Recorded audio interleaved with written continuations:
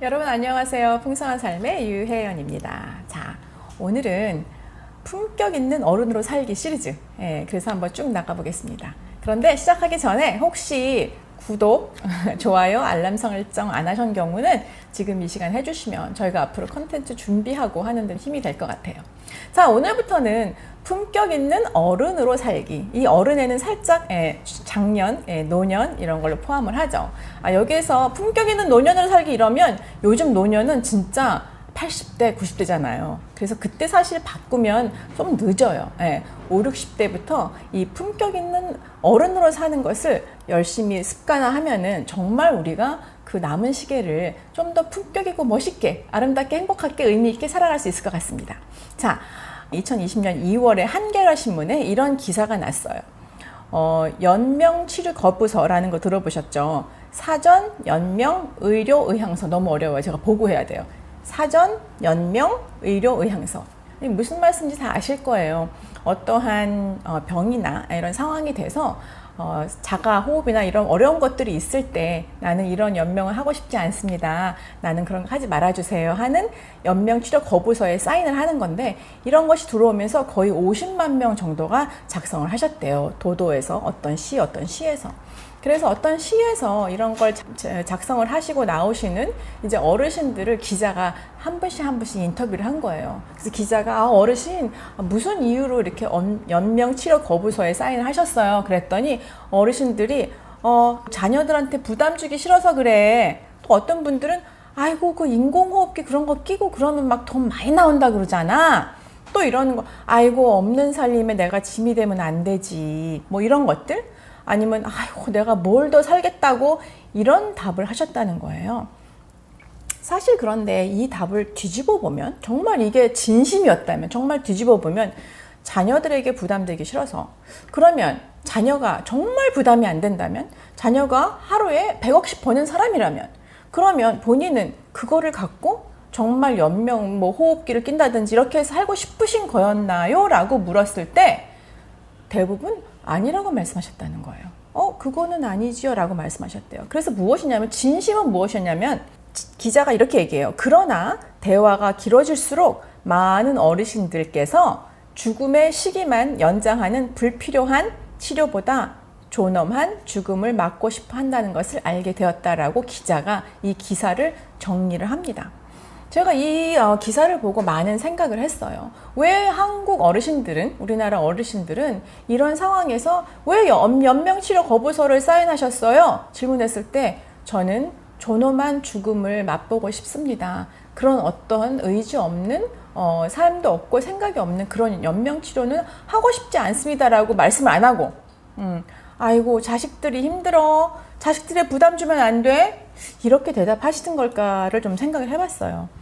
어떤 연구를 통해서 이게 정확한 명쾌한 답이 나올 수는 없는데, 제가 이제 모든 문화적인 흐름을 봤을 때 한국에는 이 희생, 배려, 인내 이런 것들이 이 어르신들에게 너무 깊숙이 너무 세게 자리를 잡고 있다는 것을 좀 보게 됐습니다. 그리고 저도 사실은 결혼해서 시아버님이랑 10여 년 같이 살았거든요.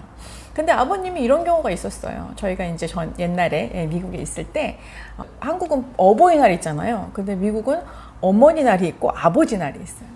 그래서 이제 아버지 날 저희가 이제 식구들 애들 이렇게 챙겨가지고, 아버지 오늘 아버지 날이니까 한번 식사하러 나가세요. 이제 말씀을 드렸어요. 그러니까 아버지가 아이고 뭘 그런 거를 해, 왜 돈 쓰고 왜 그렇게 해, 뭐 집에서 그냥 대충 먹으면 돼, 그러시면서 옷을 챙겨 입으시는 거예요. 얼굴도 다듬으시고 머리도 이렇게 하시고. 그래서 제가 그걸 들었을 때, 이게 본심이 아니시구나. 본심은 밖에서 며느리랑 딸이랑 손주들이랑 맛있는 걸 먹고 싶으시구나.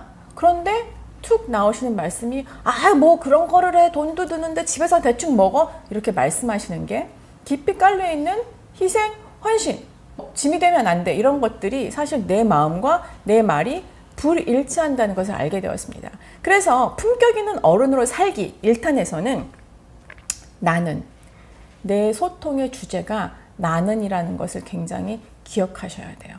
그래서 이런 상담을 하다 보면 어떤 또 얘기가 있냐면은, 어머니 우리 여행 가는데 어머니 같이 가요.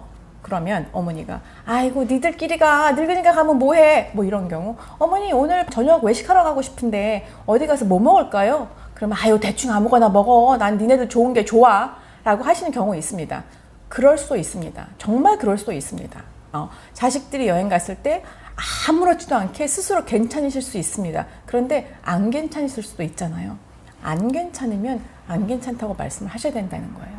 그리고 외식을 가요. 어머니는 진짜 갈비탕 드시고 싶은데 애들이 파스타 먹으러 가자 그래요. 그럼 파스타 따라가도 괜찮아요. 근데 갈비탕 먹고 싶은 마음이 아무렇지도 않고 그냥 지나가면 괜찮은데 계속 아이고 저 느끼한 거 그냥 파스타를 왜 먹어, 그냥 갈비탕 먹으면 좋은데, 이렇게 생각이 드시면 나는 갈비탕 먹고 싶은데 라고 말씀을 하시는 것이 품격 있는 어른으로 살아가는 첫 번째 방법이라고 말씀드립니다. 그래서 이 소통의 주어가 지금까지 희생과 인내와 배려와 사랑과 이런 모든 것들로 막 귀결되었던 이 부모님들의 언어의 소통이 너희가 괜찮으면 돼, 너희 좋으면 돼, 너에게 지만 되면 좋겠어, 너희만 잘 되면 돼, 엄마는 상관없어, 아빠는 상관없어, 이것이 아니고 정말 상관없지 않지 않습니까? 정말 상관이 없나요? 정말 상관이 없다면 괜찮아요. 정말. 근데 인간은 그렇지 않다는 거죠. 상관이 있습니다. 그럴 때 나의 의견은, 나의 생각은, 그래서 주어가 정확하게 나는 여행을 너희와 가고 싶어. 별로 안 좋으면 나는 여행을 가고 싶지 않아. 어머니 어디로 갈까요? 나는 너무 멀리 가는 거는 피곤하니 가까운 데로 가자. 어머니 뭐 먹을까요? 오늘은 정말 생각이 없으면 나는 생각이 없네. 아니면 정말 갈비탕이 드시고 싶으면 나는 갈비탕을 먹었으면 좋겠네. 그래서 주어가 나는. 기억하세요. 품격 있는 어른으로 살아가기 1탄에 가장 중요한 것은 모든 소통의 주어는 나는이로 시작해야 된다는 거죠. 자, 앞으로 풍성한섬 연구소에서 쭉 시리즈로 한번 가볼 거예요. 이 시리즈를 잘 구독해 주시고 저도 사실은 이제 품격 있는 어른 내지는 노년으로 들어가는 그 길목에 서 있거든요. 그래서 이것은 여러분에게나 말씀드리는 것은 아니고 저도 마찬가지입니다. 그래서 항상 기억해 주세요.